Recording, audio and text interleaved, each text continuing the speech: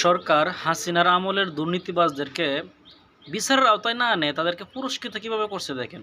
যেমন ধরেন এস আলম, তার আবারও ব্যাংকের মালিকানায় ফিরে যাচ্ছে। যে ব্যাংক থেকে প্রায় 2 লক্ষ কোটি টাকা পাচার করছিল।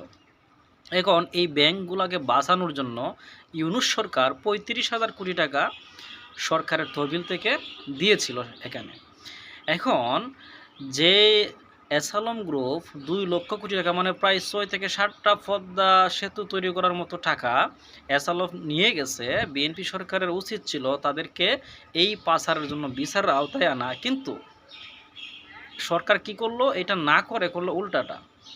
তারা আইন করলো যে মনে করেন 35,000 কোটি টাকা তো এই ব্যাংকের মধ্যে আবার সরকার দিয়েছে, আর আগে যে 2 লক্ষ কোটি টাকা পাচার করে নিয়ে গেছে এটা তো বাদ।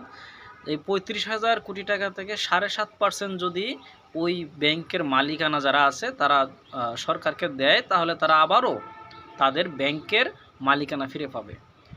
মানে তাহলে মানে কি একটা অবস্থা, যে ব্যক্তি 2 লক্ষ কোটি টাকা পাচার করে নিয়ে যেতে পারে, তার কাছে 35,000 কোটি টাকার 7.5% এটা কোনো টাকা?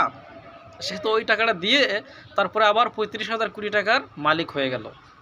তারপরে বলল যে এখানে তো 2 বছরের ভিতরে পরিশোধ করার কথা বলা আছে। না, 2 বছর না, আগামী 200 বছর গেলেও তারা এটা পরিশোধ করবে না। দেখবেন আপনি এই সুতা হে সুতা দিয়ে মেয়াদ বাড়াতে বাড়াতে একসময় সরকারের মেয়াদ চলে যাবে, তারপরে এইগুলার কোনো সময় পরিশোধ করা হবে না। অর্থাৎ যে ব্যক্তি 2 লক্ষ কোটি টাকা পাচার করছে তাকে বিচার আওতায় না এনে আরও 35,000 কোটি টাকা জনগণের তার হাতে তুলে দেওয়া হলো।